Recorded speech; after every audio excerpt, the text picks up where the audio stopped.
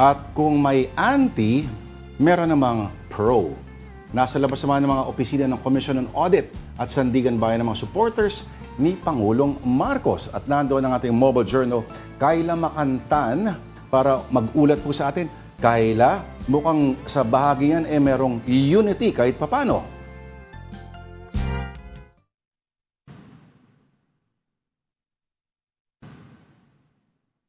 Look, Kayla, yun. Habang inaayos si Kayla. Yes, Lord, sorry. Ayan, medyo maulan kasi kaya dumula si Ating Skin. Anyway, dito tayo ngayon sa labas nga ng Sandigan Bayan at ng COA.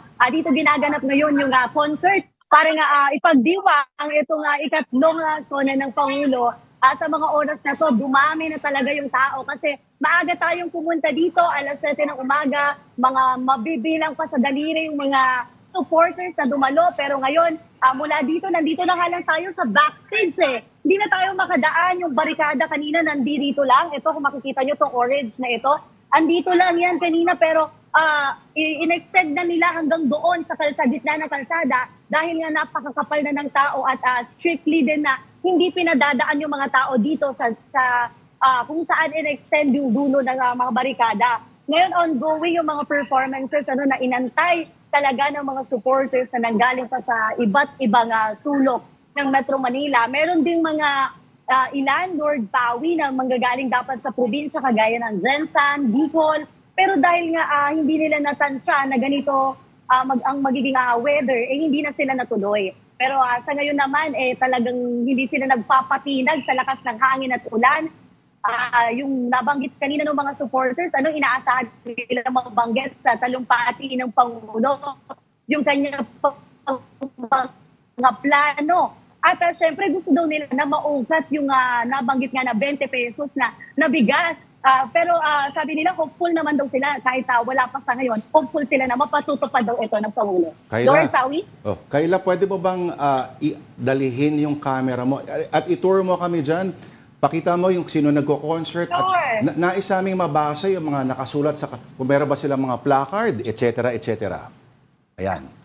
Yes, sure. Meron. Meron din kasi mga ibang grupo dito, Lord Pawi, na meron yung kanilang mga ipinaglalaban, kagaya ng Divorce Pilipinas, yung Divorce Coalition. Ayan. Divorce? Medyo maingay na sa parting ito. Oo. Ayan. Hindi naman daw nila hangad na ma-prioritize. Kayla, sino tumutugtog ngayon dyan sa stage?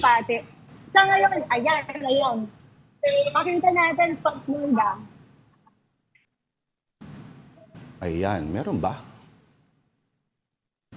Kakatapos na kasi Pops Lord, kakatapos na mag-perform na. Kaya yung mga tao talaga nga dumagsa at ayan, humihina yung ating signal pag lumalapit sa stage. Pero ayan, kita naman na talagang dinudumog ng mga tao. Ayan, sila kuya, nakasampa na dito. Ayan, meron ding TPBB po ba yan? Ang ganda po ng ngiti dyan. Ang cute. May bobblehead, no? Oo.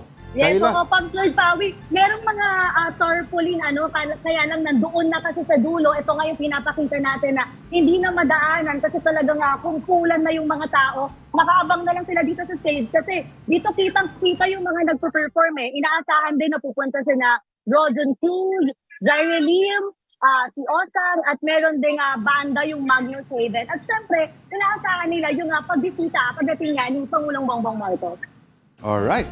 Naku, marami pa tayong gusto itanong kay Kayla pero maraming salamat sa iyo ang ating mobile journal, Kayla Makantan.